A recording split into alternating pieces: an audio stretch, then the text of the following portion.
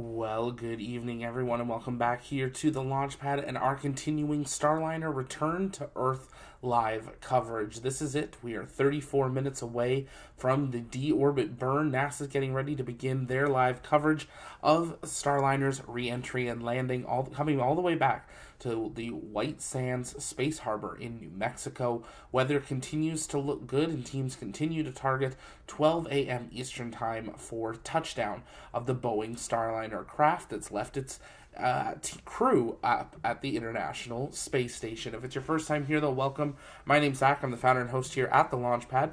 Here at TOP, it's our mission to inform and inspire the explorers of tomorrow, because we believe that space is better together, and we're glad to have you joining us here. If you haven't yet, take a moment and let us know in the chat where you're watching from. We're going to continue to answer your guys' comments and questions that you can send in the chat for free.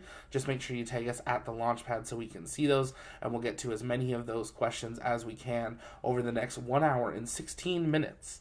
We're also getting a new poll set up in the chat. We want to hear from you. How do you think this return to Earth is going to go? You can let us know in the comments as well. Do you think we're going to see a successful landing, or do you think that unfortunately things might go a little bit differently? We'll have to wait and see. Of course, we want to be positive and are hoping for the best of Starliner, but we also want to be practical, and this is a spacecraft re-entry and a spacecraft that has not had necessarily a perfect flight.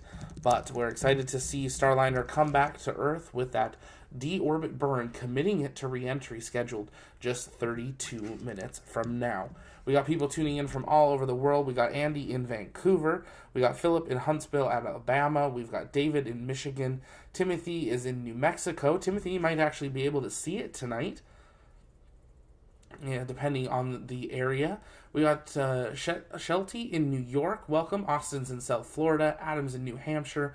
Melody is in Chicago. Great to have you here. Mark's asking, should I be able to see it in Southern California? So we do have that view on the top right or side right of your screen. That is the re-entry corridor where it will be visible during the flight path. So it is a very small flight path that will be able to see it here. So unfortunately, you will not be able to see it from California. We got William in Munich, Germany. Patty's in Springfield, Massachusetts. Welcome. We've also got Roy in Sydney, Australia. We've got Angelisis, sorry if I said that wrong, in El Paso. Ricky's in Tennessee. Xavier's in Arizona. Kathy's in Florida. John says he's on Starliner. I hope not, John. If you are, good luck. Enjoy the ride. Angel is in California. Adrian's in Melbourne, Australia. We got McDuff in Montreal, Quebec. Jean, welcome. Great to have you here. We got Ken in Pennsylvania. Canadian Spirits in BC. We got Andrew in Tennessee. And we got Taylor Swift Lover in California. I mean, how can you not be a Swiftie? Cameron's in Kentucky, and we got Renato, sorry if I said that wrong, in Guatemala. It's great to have you all joining us here. If you haven't yet, though, take a moment, engage the like button, share out the stream, invite people to join us back here as we get set to watch history of the Boeing Starliner's return, the end of the official crew flight test. Unfortunately, returning without her crew to make sure that safety is the priority. The crew of Starliner, Butch and Sunny, will return as part of Crew 9, but they will be now staying on board the International Space Station until February of 2025, a little bit longer than their original 8-day mission.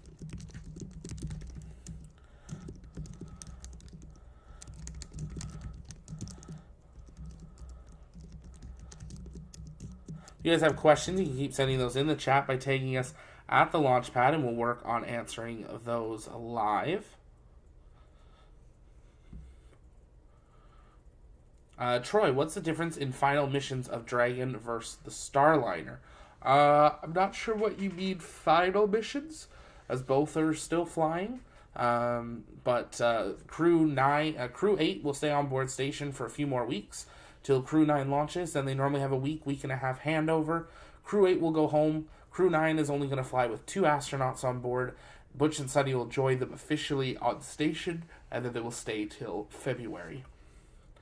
Dreamland says they won't be home for Christmas. Super sad. Yeah, it's definitely a big thing. NASA keeps saying Butch and Sunny knew this was a test flight, knew there was a chance that they got stuck up longer, and that's their job, is that to handle this. So some interesting comments coming in from NASA.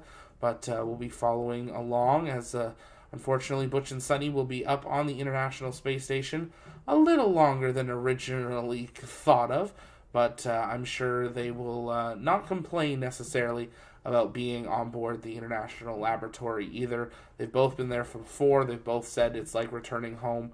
And I don't think I'd complain about a little bit of extra time on board the space station either. But safety is the priority, and that's what we're here to see tonight. Shelty is asking what will happen to the capsule if it touches down safely. Boeing will collect it, just like they would have if there was a crew. They'll make sure the area is safe. They'll approach it. They may open it. We'll have to see. But they will be treating this as if it was a normal Boeing return, Starliner return, and then they will take it back and they will investigate. Unfortunately, the area that had most of the problems is in their service module. On Dragon, we call it the trunk. That is the area for Starliner that has a lot of the thrusters. And unfortunately, that part we jettisoned prior to re-entry. So with that, it is not something that we're going to be able to recover. Lyles Gaiman is asking, do you know how big the astronaut pool is available people for space? I don't have the exact number. I know they accepted and were training, I believe it was 12 or so new astronauts last year. And they've just completed training, and they do that every few years. So I'd say NASA's astronaut pool now is probably in the range of 40 to 50. And then the ESA, UK, Russia all have a group. But I'd probably say there's less than 80 worldwide that are ready, not including China. Now, we are expecting NASA to begin their live coverage here momentarily, and the moment that they do, we'll listen in for an update from NASA's Johnson Space Center in Houston for an update on how things are proceeding. I'll be back giving more commentary updates throughout the stream, so you can keep sending in those questions by tagging us at the Launchpad. Also, make sure you join us over on the TLP Discord. That's where our community hangs out in between streams, and we would love to see you there. Also, if you're interested in becoming part of the TLP crew, our applications are open, and we would love to see some more of you join here on the TLP crew as we continue our mission to inform and inspire the explorers of tomorrow, because we believe that space is better together. Starliner set to have its deorbit burn 26 minutes, 30 seconds from now. Touchdown 1 hour, 9 minutes, 25 seconds away.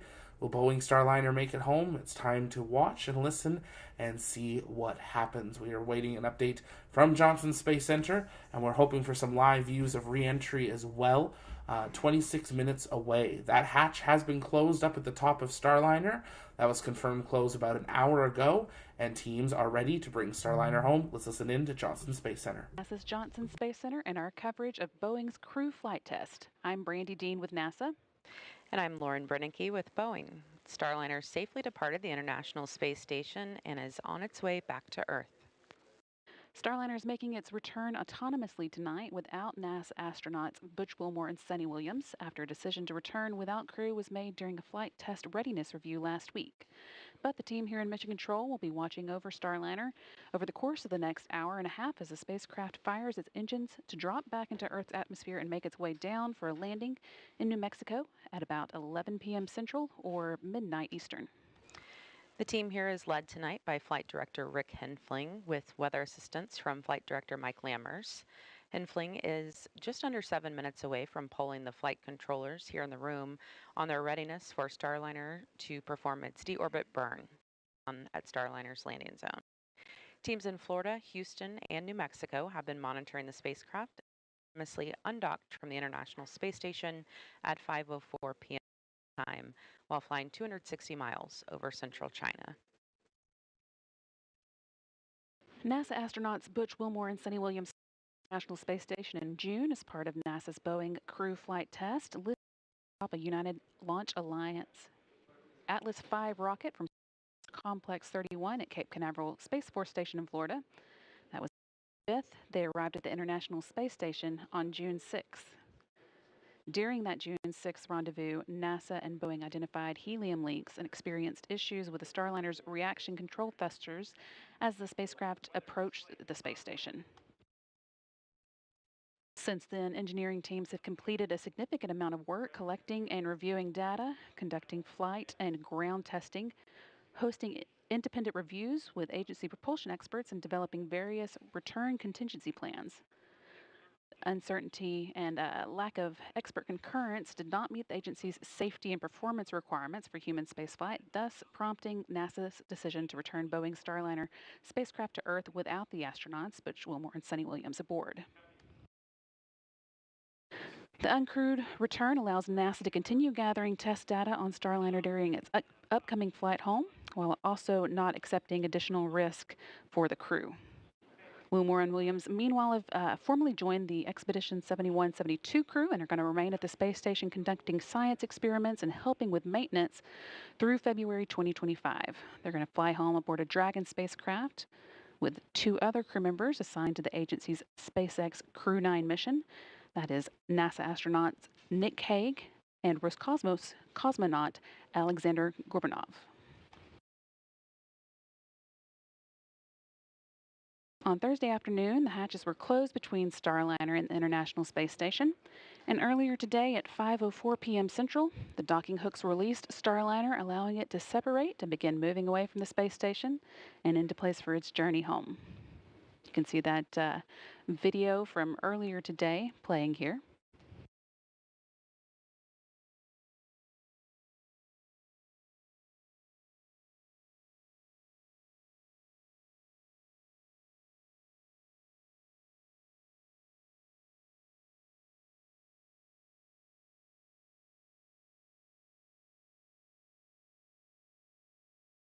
We saw a beautiful display of Starliner's thrusters there.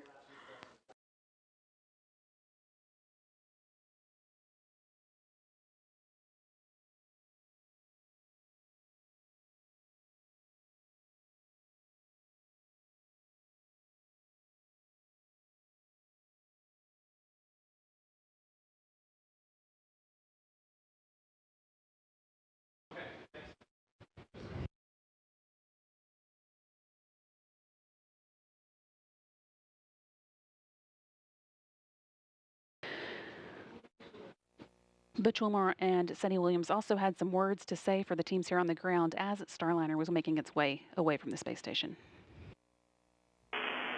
Station Houston, space to ground 2 for Starliner undock status. Go ahead, we're with you. Hey, Sunny, both the Starliner and ISS flight control teams have pulled go for undock at this time. The expected undock time is 22:04. Okay, copy, 22:04. Hey, you know, we're just looking at the flight control roster and like, wow, it is the all-star team. You guys, it is the time to bring Calypso home. You have got this. We have your backs, and you've got this. Bring her back to Earth. Good luck. Sunny and Butch, this is Chloe. Just on behalf of the entire MO team, I know the other flight control teams around the building, we thank you for your endless support over the years. We've enjoyed every training event and every meeting. We remember every setback and every revelation with you. The teams on the ground have worked countless hours over the last few weeks, months, and for a group of us, years to bring Calypso back, and we're ready to do that today. We wish you the best of luck in your increment, and Sunny, I will make sure the right people have your coming home song ready to play on Space to Ground when it's time for you guys to come home. Good luck, and thank you.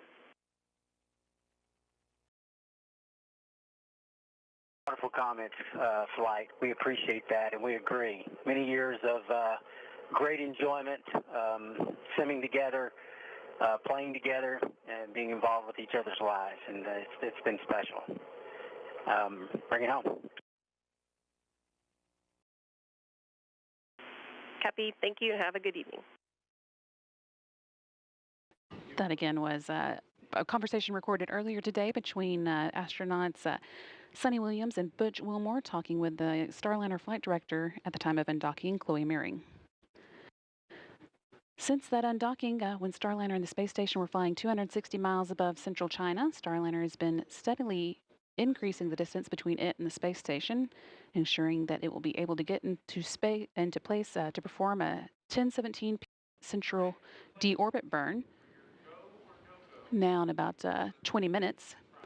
While it has been moving away, the flight controllers here on the ground took the opportunity to perform a few tests of Starliner's thrusters. During the test, the crew module's 12 small reaction control system thrusters, one of the jets, didn't fire when commanded. The reaction control system thrusters on the crew module are used to steer Starliner as it makes its way back down to Earth after the service module has been jettisoned.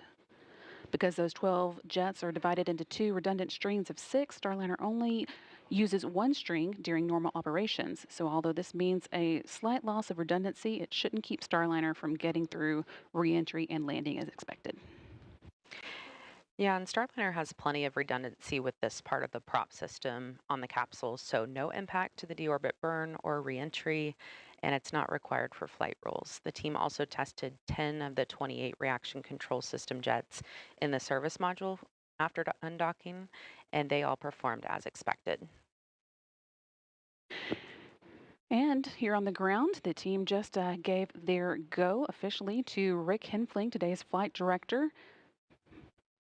meaning that tonight's landing of Starliner is on. That again is scheduled to happen, touchdown at 11 p.m. Central Time or midnight Eastern Time.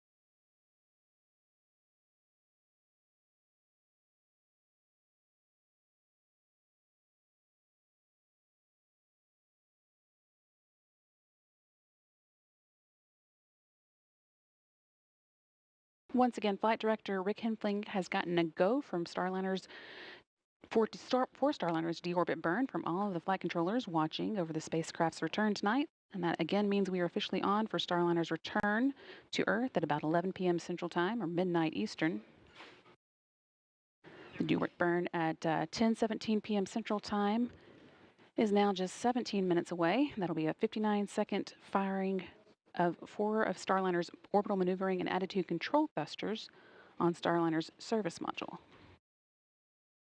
And joining us live from Starliner's landing zone with White Sands at White Sands Space Harbor in New Mexico, our colleagues Leah Cheshire from NASA Public Affairs and Boeing's Josh Barrett. Leah and Josh, how is it going out there? Thanks, Brandy. It is going well out here. We are out here in White Sands. The weather right now is about 75 degrees and very light winds, approximately 6 miles per hour. This looks like potentially a picture from earlier today. It is quite dark out here at this point. We have a beautiful view of the stars, and we are lined up in the convoy getting ready to roll. That's right, Leah. So I've been out here for both of Starliner's previous landings. The first one was very cold. The second one was quite warm, and this one feels just about right. We're following along with 2 command vehicles. We've got the MLCC, or the Mobile Landing Control Center. They're tied in down in Mission Control in Houston with the people that you're seeing on your screen right now. We also have the MDTV, that's the Mobile Data and Tracking Vehicle. And on top of that, it's got a suite of optics on top. There's an infrared camera and 2 visible cameras, one of them with a telescopic focus. So those will be the first things that we'll be seeing Starliner with here from the landing zone. And you should be seeing those on your screens as well. And Leah's got a few more things that she'll talk about that should get some cameras on Starliner as well.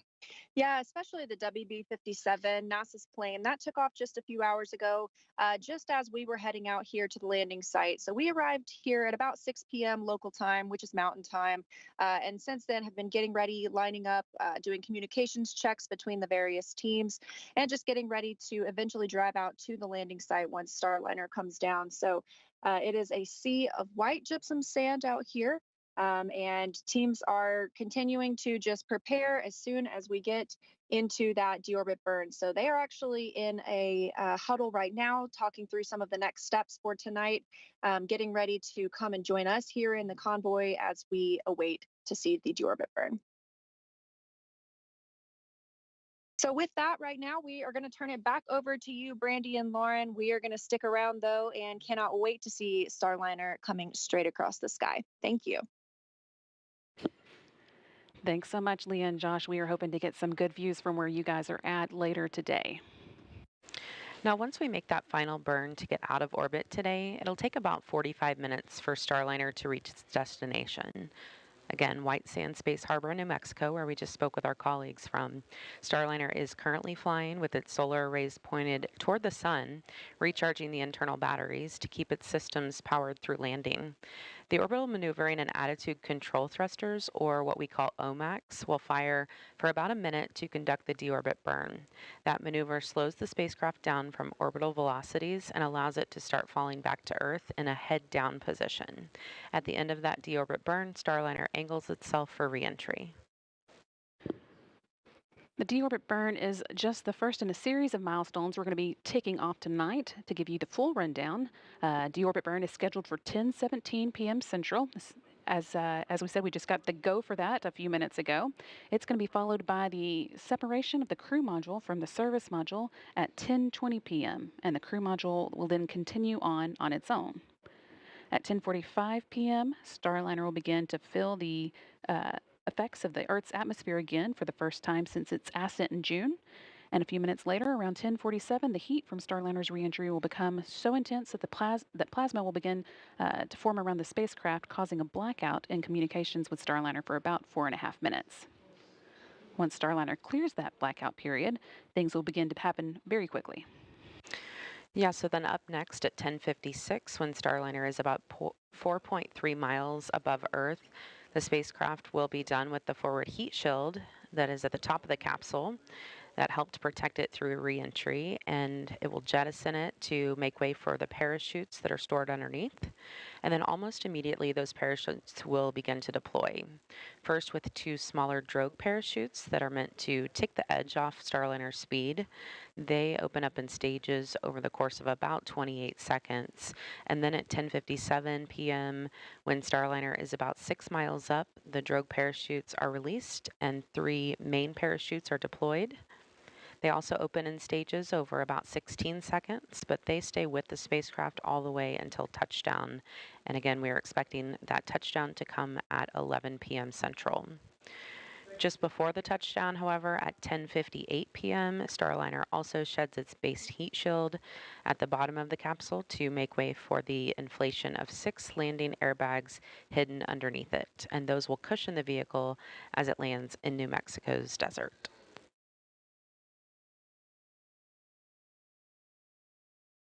It's probably worth mentioning that we do not have video from Starliner. If you think back to June on its ascent and journey to the International Space Station, it's not able to send video down when it's not connected to the space station, so we won't be getting in-flight views from it, but we do have several cameras out at the landing site as well as some aircraft in the area that we are hoping to get some views from.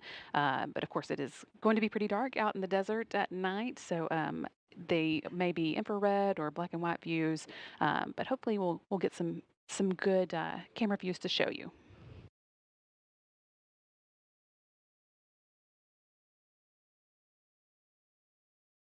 And we're taking a live look now from the landing site, but the shot is quite dark at the moment. You can see just a few lights blinking there. Hopefully, as we get closer to the ground, as Starliner gets closer down, we will have some better shots.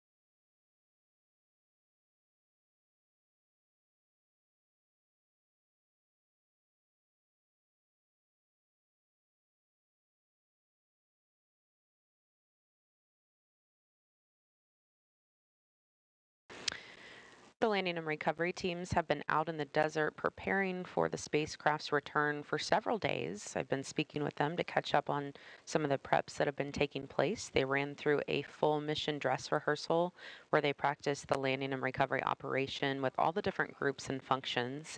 And they've also been keeping a close eye on the wind direction to establish the best recovery zone out at White Sands. They've even sent up some weather balloons to check the wind speeds.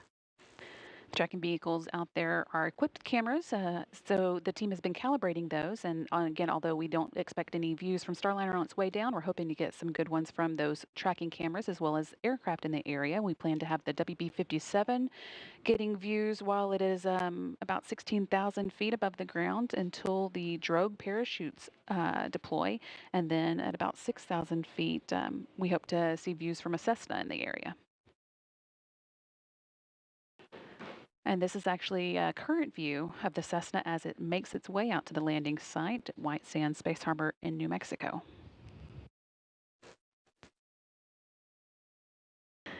And this is a shot from one of the ground cameras that we have on site. So again, although it is dark there, we are hoping to see some good views.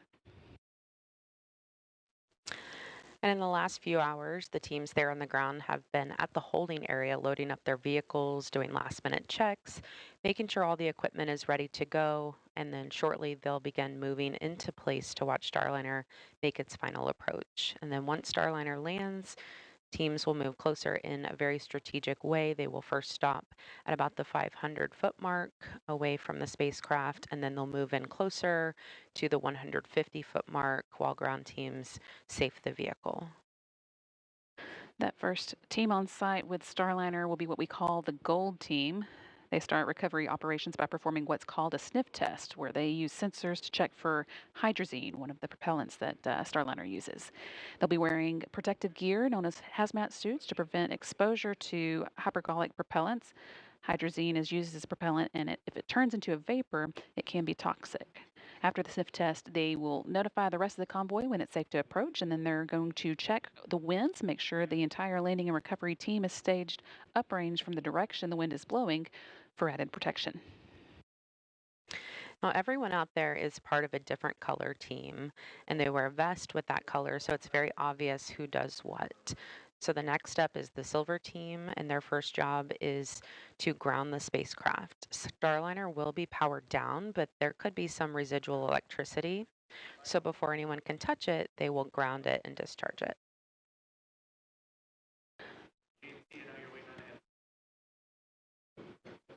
Teams here on the ground are reporting that everything is getting into good configuration for the deorbit burn. That's now just about 6.5 minutes away. Going on with what we were saying, we also will have the blue team that documents everything that's going on at the landing site. These are photographers from both Boeing and NASA who have situational awareness cameras. And again, here's a current view of those teams all ready to deploy at landing. Yeah, that's the holding site that we were mentioning. And then, of course, you can see the mountains there in the background in this black and white view. Now, the green team hooks up the HVAC trailers to Starliner to get cooling on it, but their first job is to put up an environmental enclosure on the spacecraft. And that enclosure looks a lot like a big inflatable. It wraps around the vehicle to get cool air around it and make sure the critical systems don't overheat. Then the red team opens the hatch. That is mostly Boeing Fire Rescue. They will back up the mobile access platform to Starliner's hatch, giving the team access. And Starliner will be bringing back more than 900 pounds of cargo, including a nitrogen oxygen recharge system, or what we call NORS tank, that NASA will service and refill for future space station needs. The teams will unload that cargo before Starliner heads back to Florida. Just over 5 minutes to go now until tonight's 10:17 p.m. Central Time deorbit burn. Team here on the ground reports that Starliner has gotten into the right attitude, kind of the right way it's pointing for that burn. So everything is looking good. We're on track for landing at 11 p.m. Central, midnight Eastern.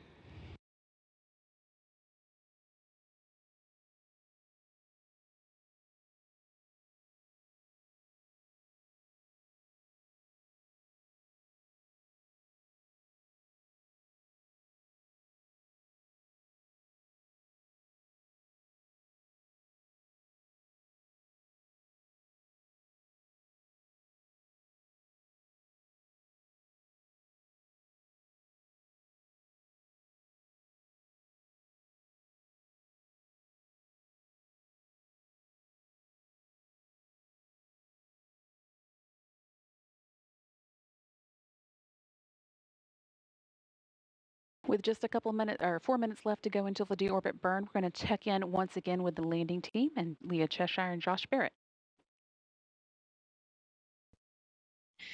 Thanks, Brandy. Yeah, we are out here just waiting in the convoy area. Now, most of the team is taking part in a safety briefing right now as we prepare to watch the deorbit burn and the reentry and then move in toward the spacecraft.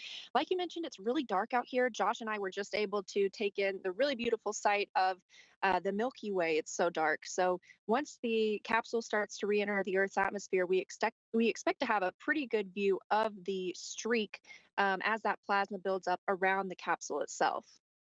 That's right. We should be seeing it come just over the southwest horizon, right through the saddle of kind of the mountains that are just overlooking the mountain range here. And remembering back to OFT1, kind of the view that we should be having here is that we'll hear the sonic booms as well after we see kind of that plasma envelope. And then pretty quickly afterward, it is pretty remarkable how quickly it does end up over our heads.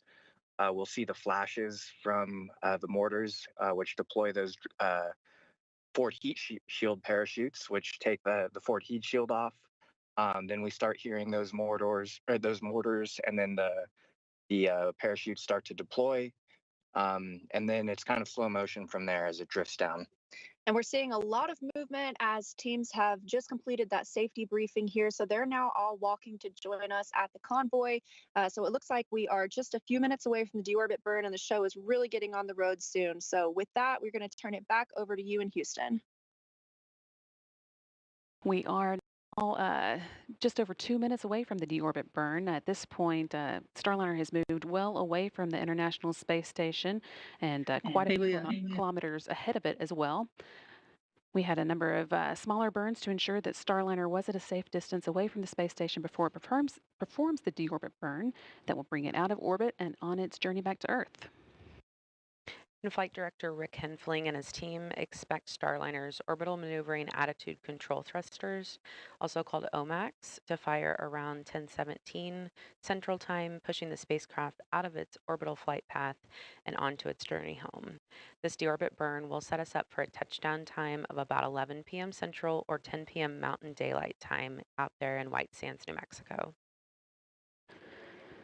Once it's there, control teams in Houston will begin powering off Starliner's radiators and solar arrays as the spacecraft now has enough power to get home, and sublimators will be taking over cooling. They use water to cool the cabin. Starliner is also, as we said, now in the correct attitude for performing the deorbit burn, and at this point, the service module and crew capsule are still attached to each other. 4 of the service module's 12 aft-facing orbital maneuvering and attitude control engines are going to be powering the deorbit burn, allowing them to separate safely. And those engines are each 1,500-pound thrusters, meaning this burn will take about 6,000 pounds of thrust, slowing Starliner from its current orbital velocity and bringing it back to Earth's atmosphere for a smooth landing. The Small Reaction Control System, or RCS thrusters, assist here in holding Starliner in the correct attitude. During this test flight, our teams ran roughly 1 million computer model simulations showing all the different thruster combinations possible for a safe return to Earth today. Just 20 seconds now until the burn starts. It'll last 59 seconds. And again, you be firing those orbital maneuvering and attitude control thrusters.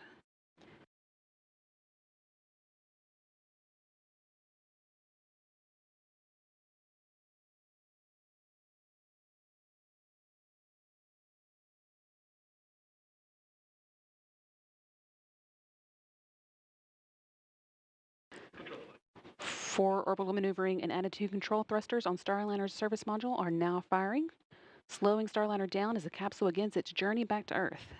This will take about 59 seconds to complete. We're hearing all thrusters firing well so far. You can see here those representation of those thrusters firing. Starliner is maintaining its attitude, and as those large orbital maneuvering thrusters are firing, smaller reaction control system thrusters are also working, keeping the spacecraft in the correct position for the burn.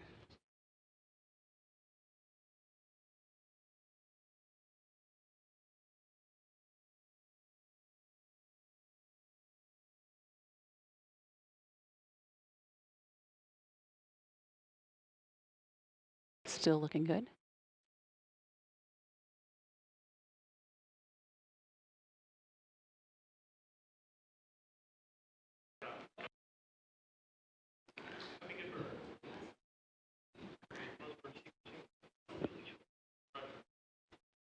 And we did see the Deorbit burn cut off successfully. Teams here on the ground reporting a good burn. Starliner is now on its way to White Sands Space Harbor in New Mexico, and a planned touchdown at about 11 p.m. Central, midnight Eastern Time.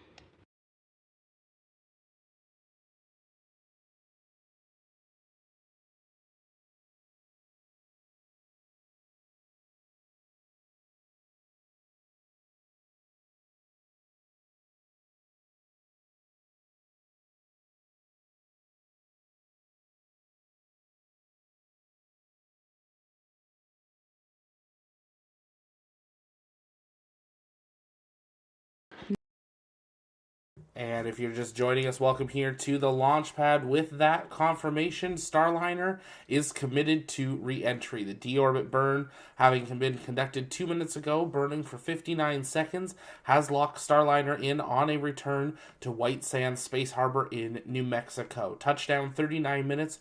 30 seconds from now, you're looking at a view into NASA's Johnson Space Center, and on the center of your screen, you can see those graphs that are currently being updated with the latest telemetry of the trajectory it's coming in on. On the far right side of your screen, we do have the predicted path of re-entry with the times. So if you do happen to be out in Mexico, Baja California, or New Mexico, you may be able to see this. Otherwise, very unlikely that you will. But make sure if you do, take a photo or video and send it in to us at TLPN_official on X or Launchpad Network on Facebook or Instagram or via our Discord. We're going to continue listening in to Johnson Mission Control, but we're answering your guys' comments and questions.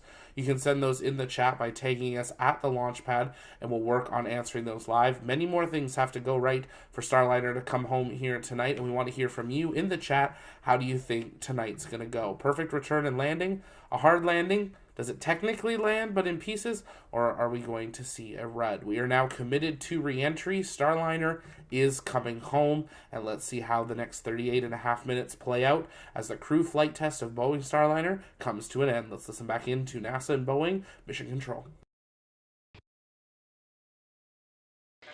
And the service module has just jettisoned, separated, and is now falling away. It will burn up during re-entry over a remote part of the Pacific Ocean.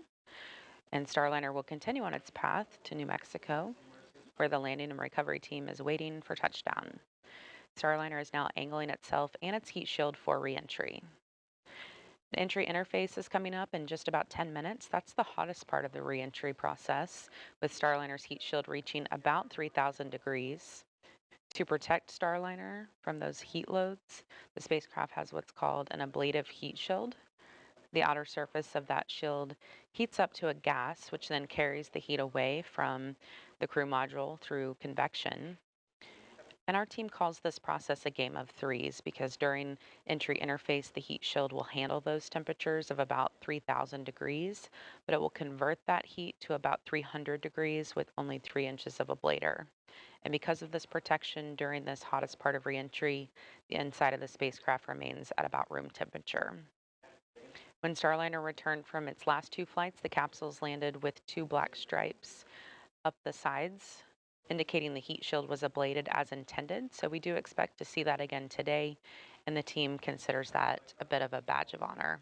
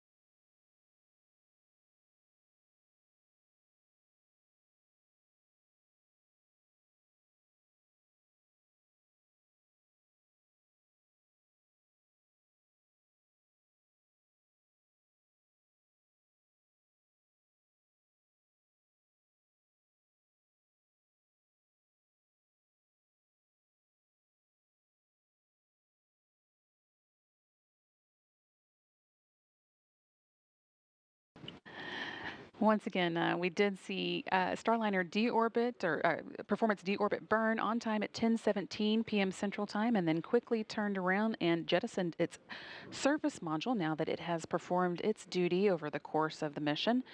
We are still about 20 minutes away from entry interface, but things will start to happen quickly after that. About 4 minutes after we go into the entry interface, the heat from Starliner's re-entry will become so intense that the plasma will begin to form around the spacecraft, causing a blackout in communications with Starliner for about 4.5 minutes. And after that, we'll see Starliner jettison its forward heat shield that's been protecting the parachutes during re-entry. Then, when Starliner is around 30,000 feet above the ground, the spacecraft's parachute sequence will begin. Two drogue parachutes will start slowing Starliner down, and then they'll detach, and three main parachutes will deploy and inflate. At about 3,000 feet off the ground, the base heat shield jettisons, exposing the airbags, and then at touchdown, those airbags absorb the initial force of landing, cushioning the spacecraft for a soft, safe return to Earth.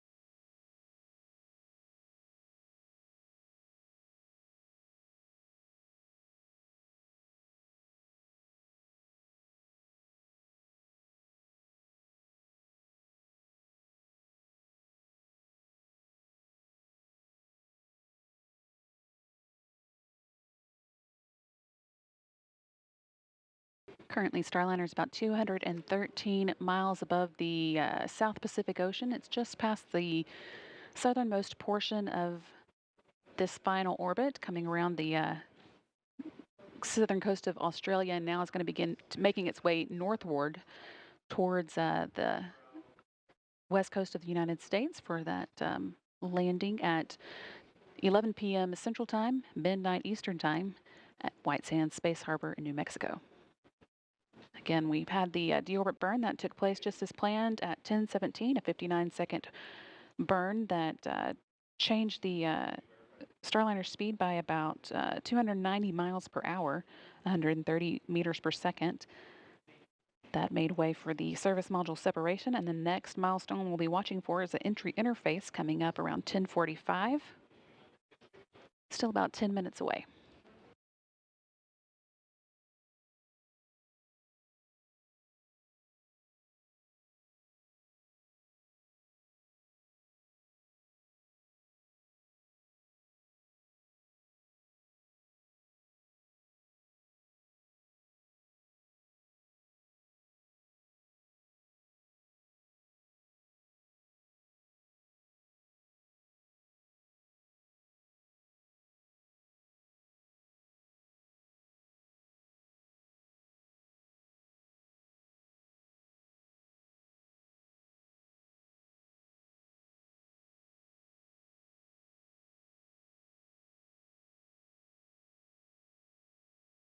Live view here of the recovery forces staged near the landing site, ready to move in once Starliner touches down.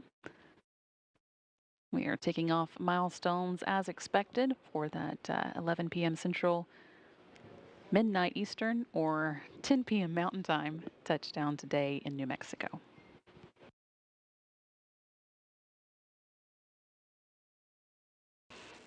Again, Starliner performed its deorbit burn about 12 minutes ago. The thrusters performed nominally, and the flight home is going smooth.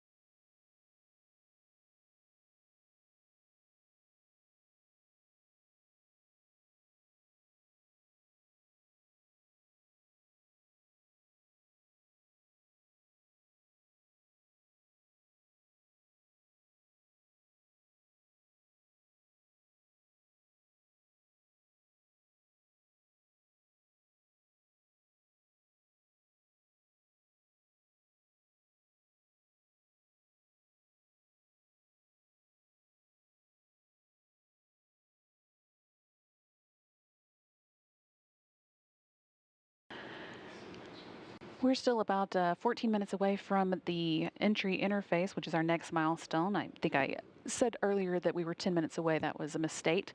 But about 14 minutes from now, we'll be experiencing the atmosphere for the first time since Starliner launched. And since we do have a little time, we're going to check back in with the landing team. Leah and Josh, how are things going out there? Thanks, Brandy. Yeah, that was a great view of the landing convoy all lined up. I was just watching some of the Gold team members getting suited up.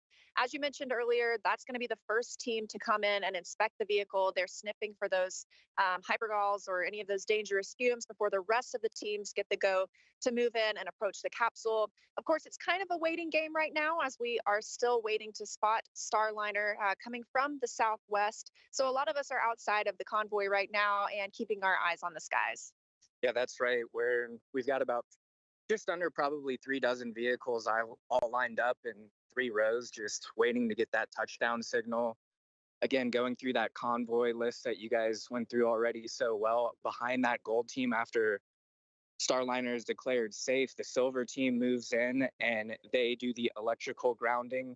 They'll also stabilize the vehicle just in case the airbags start deflating. We make sure that the hatch has a good stable orientation for Red team to come in, and they're the ones with the hatch orientation. And once the Red team establishes hatch access, actually the Silver team has a fun job tonight in the dark. They're going to go start looking for the pieces that came off of Starliner, those heat shields, some of those lids from those parachute mortars. And then after that, after Red team has hatch access and opens up the hatch, NASA's ISS program folks are going to come in for the cargo inspection. So again, we are expecting to start seeing Starliner coming across the horizon around the time that entry interface begins. But until then, just wanted to give you guys a hit from the landing site and the latest that we have going on here. So we'll toss it back over to you in Mission Control, Houston. Thanks so much, Leah and Josh. We are watching for that entry interface as well. We're now about 12 minutes away.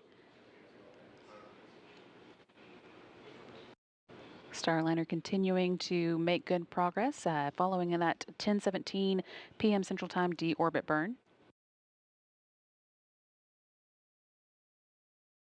Again, we're looking at the landing and recovery team set up at the holding zone there at White Sands.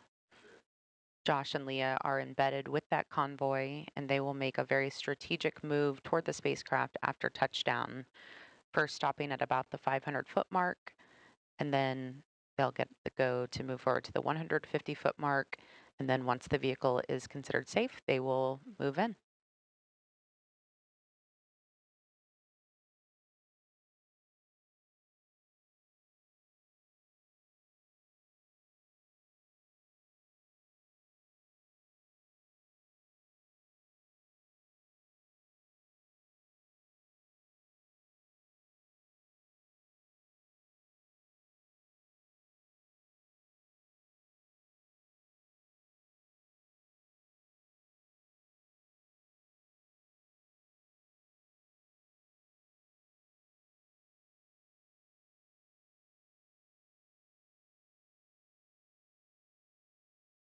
With the deorbit burn complete and the service module separated, the spacecraft's heat shield is now exposed and ready to begin experiencing the atmosphere again. The Starliner is going to make some final attitude adjustments that keep that heat shield pointing at exactly the right angle. And next up after that is entry interface, again, just coming up in a few minutes. At 400,000 feet above Earth, Starliner faces temperatures of 3,000 degrees Fahrenheit from the plasma created by air friction around the spacecraft. But Starliner can handle that heat with its heat shield, which is made of an ablative material designed to keep the inside of the spacecraft at about 70 degrees. A few minutes later, Starliner will experience an expected blackout in communications, and that will last for about 4.5 minutes. At 30,000 feet and just 11 minutes before landing, Starliner jettisons its forward heat shield, exposing the spacecraft's parachute system. Then 2 drogue chutes will deploy, increasing drag and significantly slowing down Starliner. Then 3 pilot parachutes will pull out the main chutes, allowing the spacecraft to continue its slow and steady descent for another 8,000 feet towards the landing zone. And once the main parachutes are fully inflated, Starliner's bucket handle releases. And what that does is it just basically levels out the spacecraft ahead of touchdown. And then the base heat shield that protected Starliner through reentry will separate at about 3,000 feet, uncovering the landing airbags. Those airbags, of course, will fill with nitrogen, allowing for Starliner to land softly and safely there in the sand. Less than 10 minutes to go now before we do get to that entry interface point, and now just 24 and a half minutes away from the landing at White Sands Space Harbor. Everything's pretty quiet in the room, which is a good sign. Things are continuing to go smoothly as Starliner begins making its way back to Earth.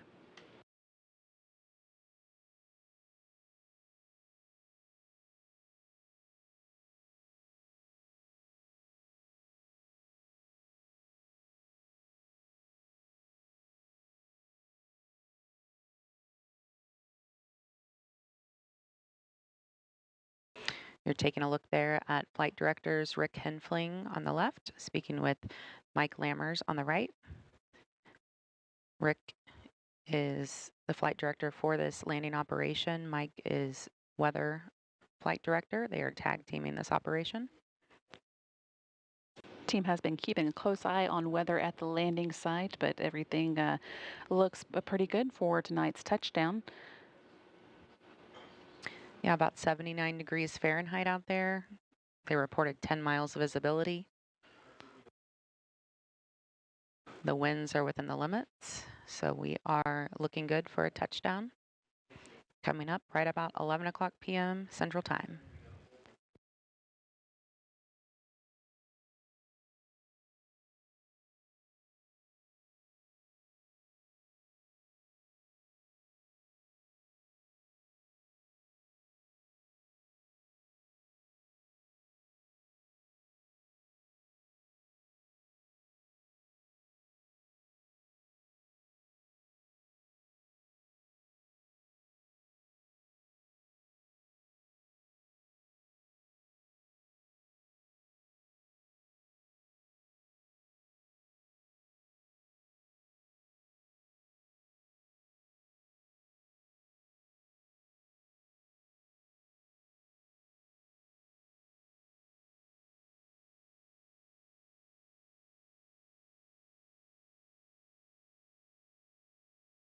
Seven minutes to go now until entry interface. And then that intense heating will start about 2 minutes after we do begin the interface. That'll last about 4.5 minutes, during which time we'll be in a blackout.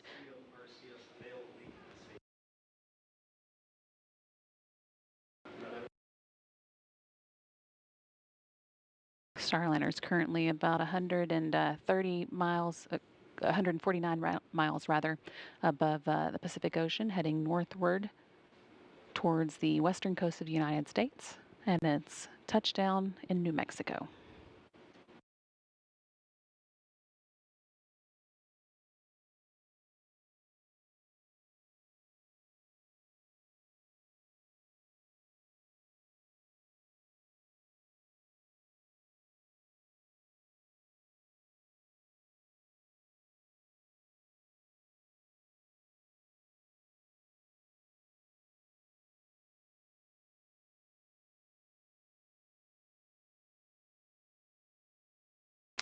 We're taking a look here at the landing trajectory. There on the left of your screen, you can see that line that crosses over the Baja Peninsula, and that is the track Starliner will take as it makes its way into New Mexico.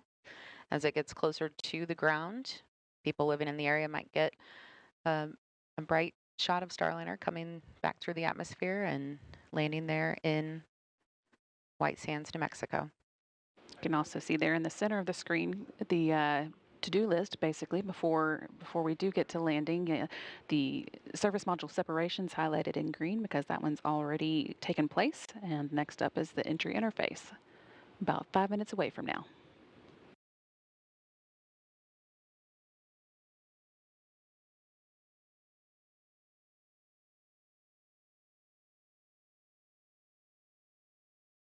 And flight controllers here in the room are reporting good attitude for that entry interface coming up again in just under 5 minutes.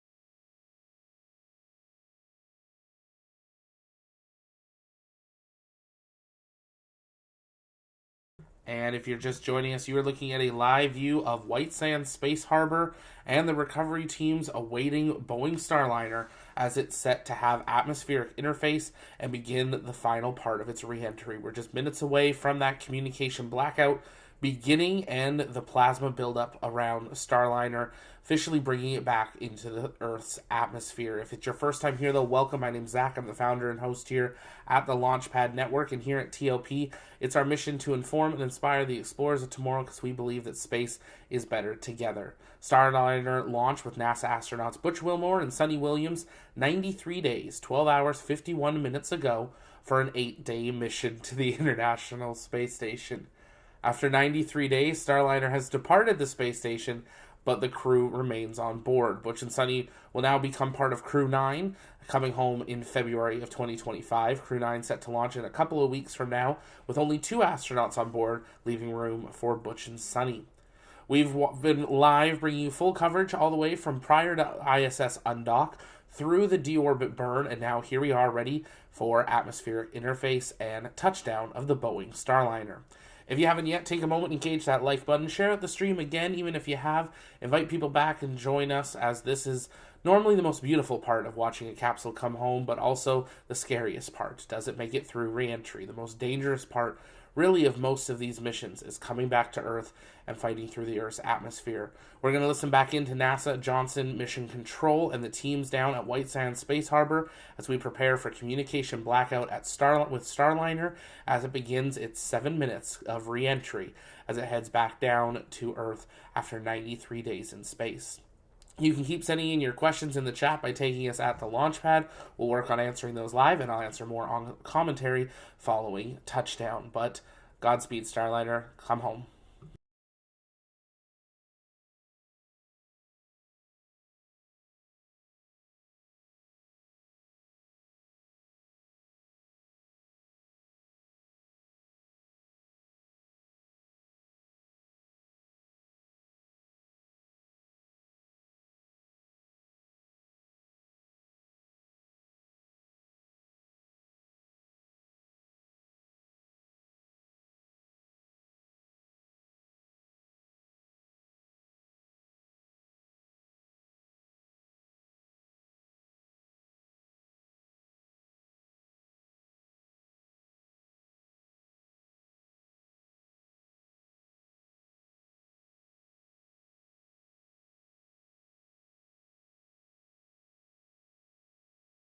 Less than a minute now until we begin entry interface.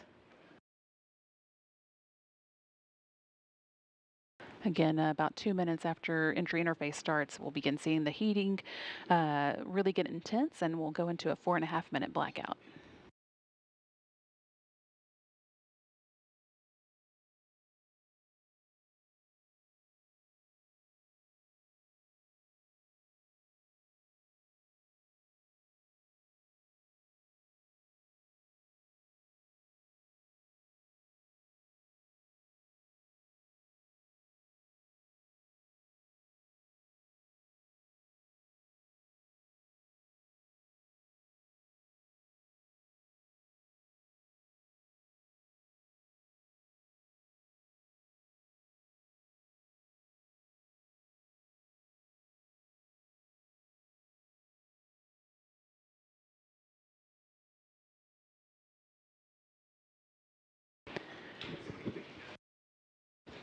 Team here in the ground reporting entry interface has begun. They're seeing good range.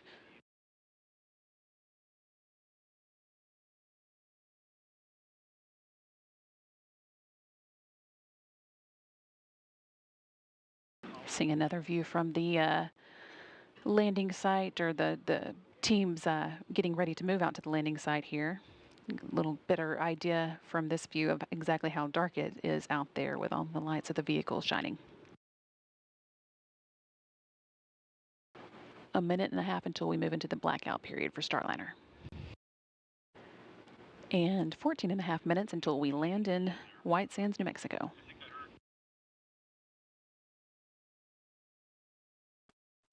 The Starliner enters Earth's atmosphere at 17 times the speed of sound, which could create a sonic boom for folks living in the area. It will then be slowed down by parachutes to a speed very similar to what you might experience while going down an elevator inside a high-rise building. The vehicle then comes to a safe, comfortable stop at landing.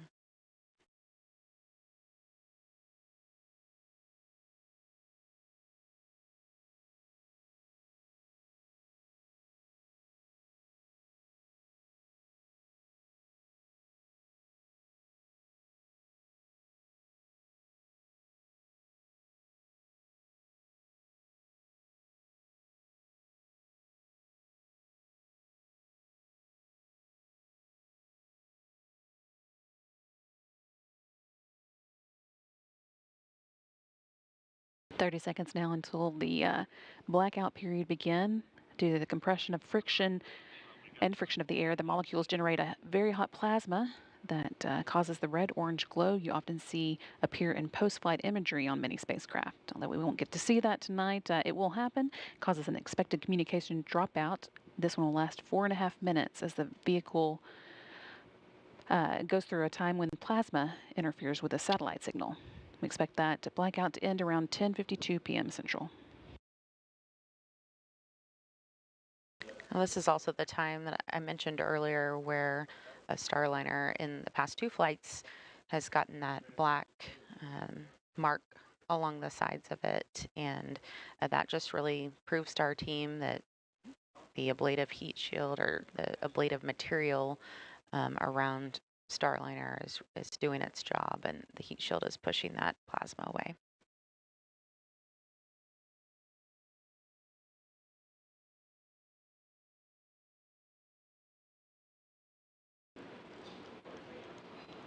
This blackout time again lasts about 4.5 minutes. We've got about 3.5 left of it. After that, the milestones we'll be watching for include forward heat shield jettison at 10:56 when Starliner is about 4.3 miles above the Earth. Very soon after that, almost immediately, drogue chutes deploy.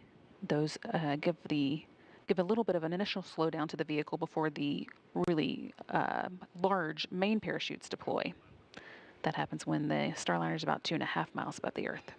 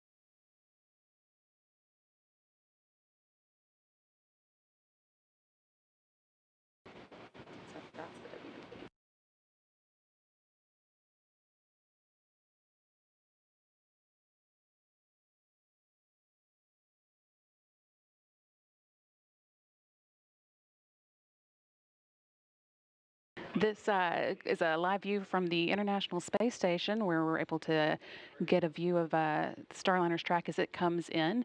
We are now less than 10 minutes away from landing at the White Sands Space Harbor, scheduled for 11 p.m. Central. We're also getting reports that the WB-57 is also able to see Starliner now as it begins coming in for its landing. We've still got just about a minute left to go before Starliner comes out of its blackout period.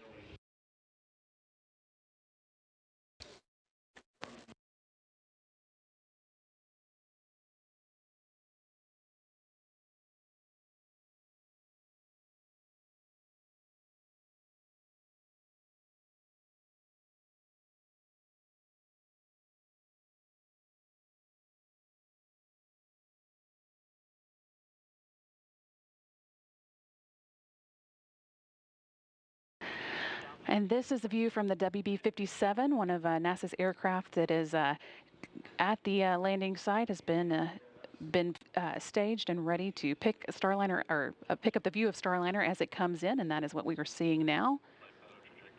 And they're filming this video from about 16,000 feet. The WB-57 should continue to give us a view until the drogue parachutes deploy, and then we hope to pick it up with the Cessna that is also in the area.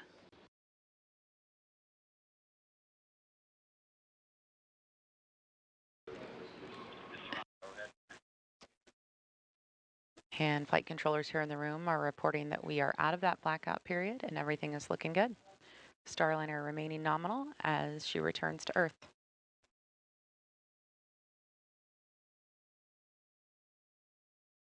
Again, this is a view from the WB-57.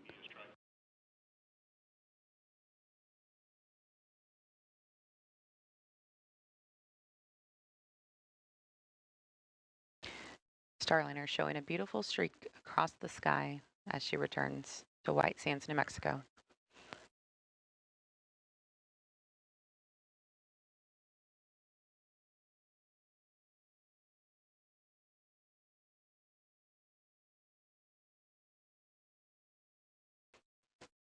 We're about 3 minutes away from the forward heat shield jettisoning. That's the next milestone we're looking for. Starliner is currently about 27 miles above the Earth, and the team at White Sands reporting that they have seen it. We got a tally hole from them reported remotely.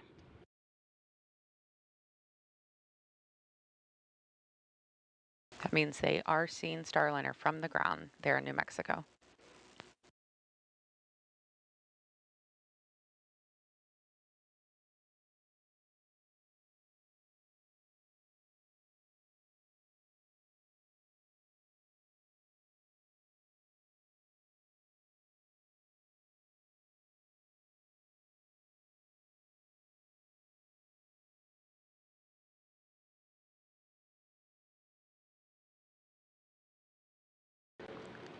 This view is coming from the Cessna that's also in the area, picking up Starliner now from its lower altitude, about 6,000 feet above, whereas the WB-57 is about 16,000 feet up.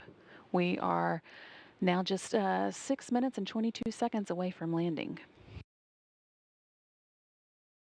We should also just be a couple minutes away from the forward heat shield jettison, which will bring on the drogue parachute deploy, followed by the main parachutes.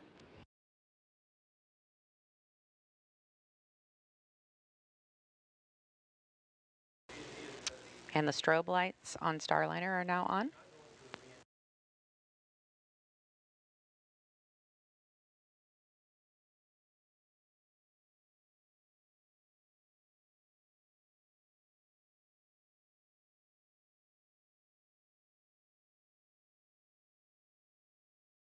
Starliner is now over the landing site, and that strobe light will help the teams actually track Starliner on the ground because it is very dark out there.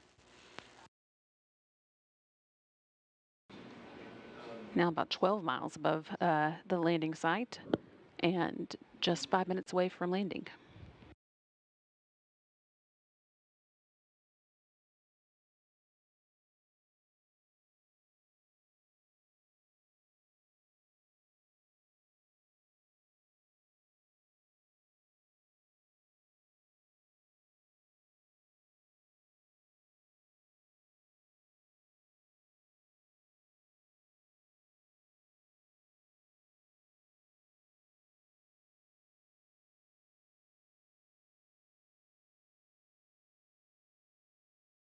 Watching now for the forward heat shield jettison. That should be coming up, again making way for the parachute deployment.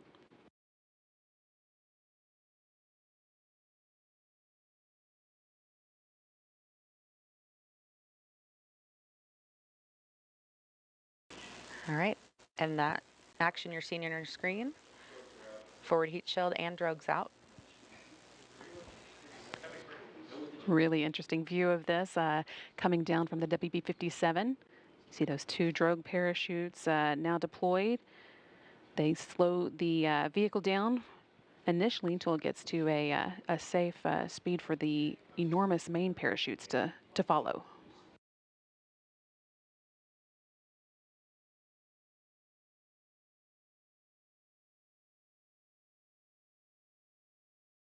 About 4 minutes to go until touchdown.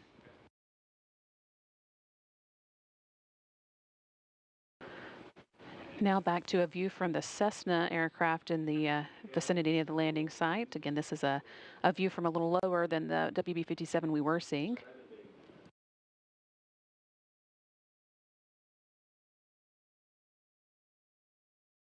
The next thing we're going to see here is the 3 main parachutes come out, and everything will happen pretty quickly from that point on.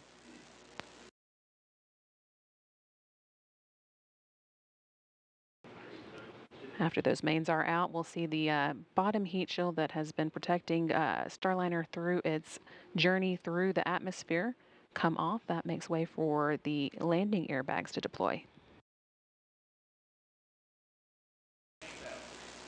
And there's the main parachutes there on your screen. We see 3 out, currently reefing.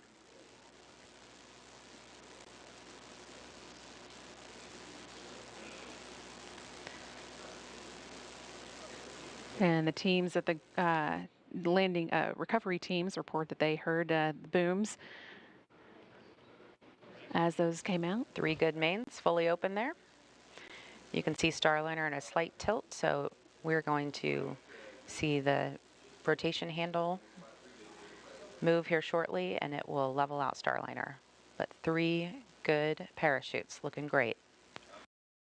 Just a little over 2 minutes until the expected landing time, and we heard the rotational handle has been released, so you can see that tilt evened out. Next up is the back heat shield jettison.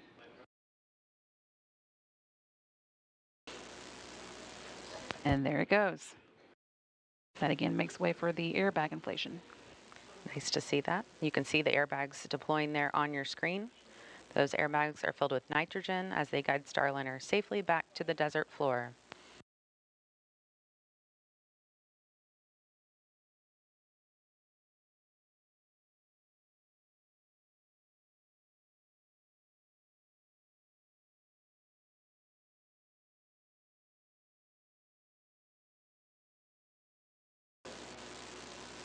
Just a beautiful sight as Starliner makes its way to the sands of New Mexico. And flight controllers confirming 6 good airbags. This view still coming to us from the Cessna. We've got just about a minute left to go until the expected touchdown. I'll be watching for that time for you.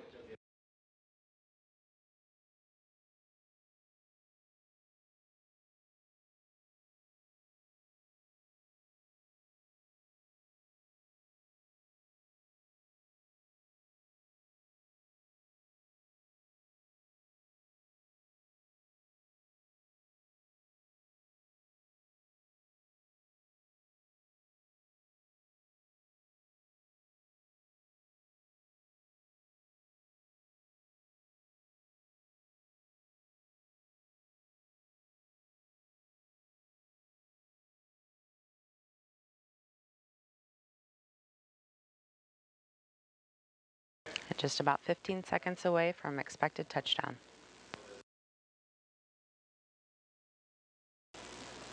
You're seeing the ground there in your screen as we get closer.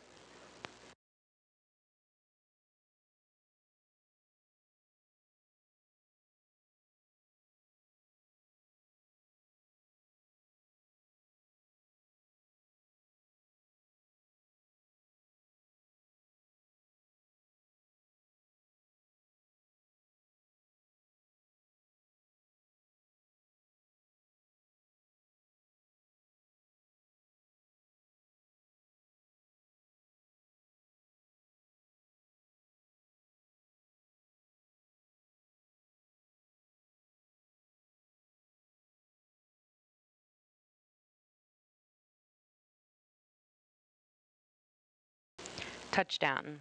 Starliner is back on Earth. That landing coming at 11:01 and 35 seconds Central Time, 10:01 and 31 seconds Mountain Time at White Sands Space Harbor at the U.S. Army's Missile Range in New Mexico. Our landing and recovery teams will now wait for clearance before making their way to the spacecraft. One of the changes required with no crew on board is that the team here in the flight control room will be the ones to command the parachute to be cut away so that the wind doesn't pull the capsule along. But that's no problem for them. So now with Starliner down, they can begin working on some of the post-landing to-do items. Again, we saw Starliner touchdown at 11:01 p.m. Central Time. That's 1 minute after midnight Eastern Time, or 10:01 p.m. Central at the landing site in New Mexico.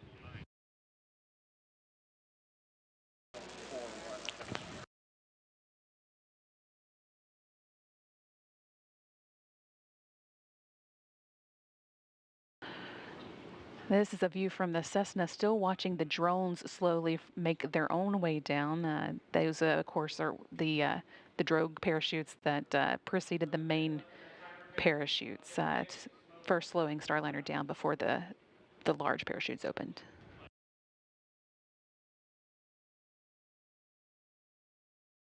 And really just a flawless and beautiful descent of Starliner today. We even heard some cheers and clapping in the background.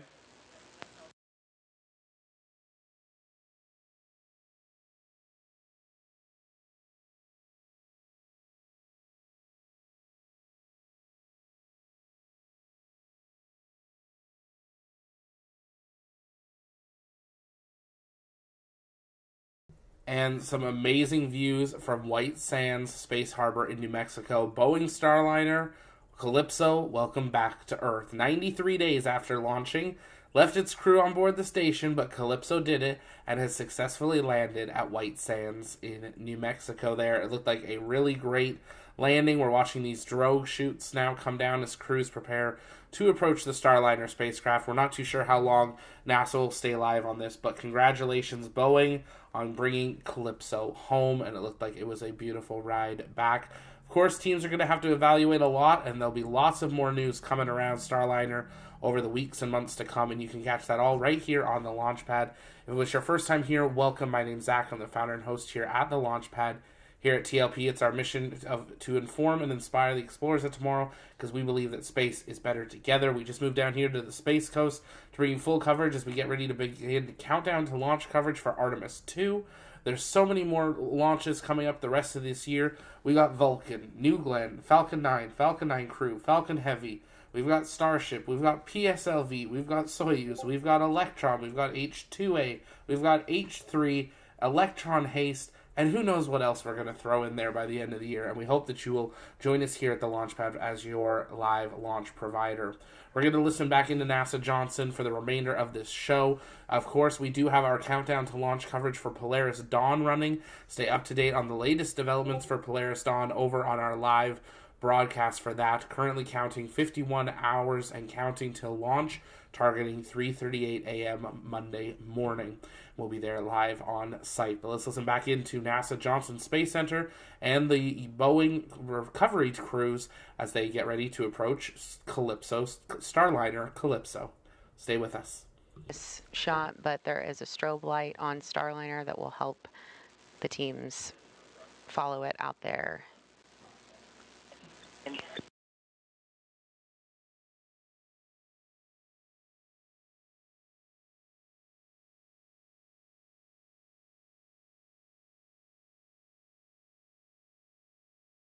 And the recovery team is on the move, but I think Leah Cheshire and Josh Barrett, our colleagues out there, may be able to give us one last update. Leah and Josh, can you hear us? Great landing of Calypso. I don't think there could be a better birthday. Obviously, we did have really a great show. We were able to see the cameras that you were watching too from the WB-57, from the Cessna, from the International Space Station. But Leah, can I interrupt you? Yes. Concur. It's been a really amazing day. We were hearing a bit from Space to Ground there, but I think they've concluded, unfortunately. We'll see if we can get a recording of that for folks listening at home. But Leah, go ahead with your update. Yeah, sorry about that. Couldn't hear that one here. But here Sunny, MCCH here. Rick just wanted to offer that he's got one more hour here. It's his birthday here. Yeah, and that's what counts. Yeah, it was a good landing. It's pretty awesome.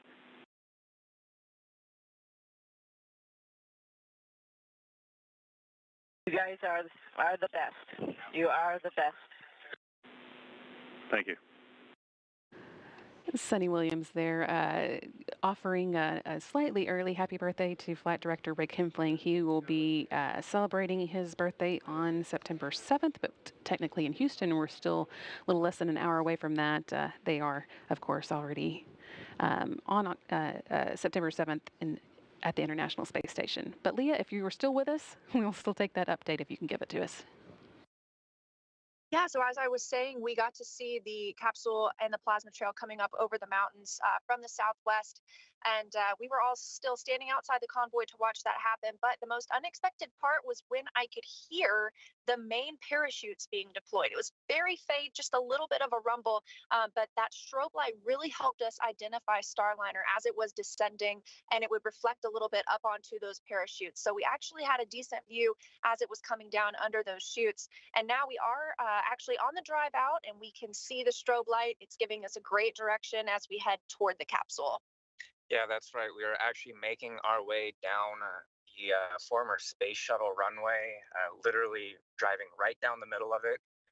Starliner is a little bit towards the southern end, so we see that strobe kind of in the distance there. But we will make our way to the 500-foot mark, where Gold Team will move in and begin their assessments. And then once they declare that proximity operations can begin, the recovery ops will really get underway. And with that, I think we were going to toss it back to you, Brandy and Lauren. If you don't hear from us again tonight, just wanted to say thanks for letting us be part of the broadcast and give you the perspective of all the hardworking ground teams, both NASA and Boeing, out here at White Sands in New Mexico. So with that, sending it back over to Mission Control Houston. Thanks so much, Josh and Leah. It's great to see Starliner home, and I envy you the up-close view, but we appreciate your updates. I do too. Starliner has returned safely. Well done to the entire team for completing the mission with a successful undocking, deorbit, and landing. Starliner has once again proven herself a safe ride to and from space. On behalf of the entire Boeing team, welcome home, Calypso. And with that, we will also wrap up our coverage tonight. We would like for you to stay tuned for our 12:30 a.m. post-landing news conference. That is 12:30 a.m. Central Time, so about an hour and a half, a little less than an hour and a half from now, when we'll be giving you final thoughts on the activities of the night. But Starliner is home. Again, the landing came at 11:01 p.m. Central Time. And with that, we will sign off. Thank you so much for following along with us. This is Mission Control Houston. And with that, Boeing Starliner Calypso is home. If it was your first time here on the Launchpad Network, welcome. My name's Zach. I'm the founder and host here. We're broadcasting from our TOP Space Coast HQ and studio. Make sure you engage that subscribe button to stay up to date on the latest launch coverage, space news updates, and exclusive one-on-one interviews. Looking at the launch schedule ahead, we've got Polaris Dawn launching on a historic mission on Monday. We have a Radar 8 launch on an H-2 rocket next Wednesday, as well as a Soyuz launching to the International Space Station with the Russian crew. You can catch that all live right here on the Launchpad Network. You can stay up to date on the latest launches at tlpnetwork.com/launches. That's where our up-to-date launch calendar is. And join us in our community over on our TLP Discord. The link is in the description and in the chat, and we'd love to see you there. If you, too, would like to help inform and inspire the explorers of tomorrow, you can become part of our team by filling in an application. We're expanding our team with moderators, rocket chasers, launch commentators, journalists, and more. So definitely check that out. Positions available around the world to volunteer on our team. That is going to do it, though, for us. Wrapping up an incredible 93 days since Starliner launched. Over 100 days of coverage of Countdown to Launch of the Starliner crew flight test. But just like that, Starliner, I beg to say, CFT1 mission mostly complete. We still got to get the crew home, but they're coming home on Crew 9. That's going to do it for us from our TLP Space Coast studio. We will see you next time because space is better together. Welcome home, Calypso. Good night.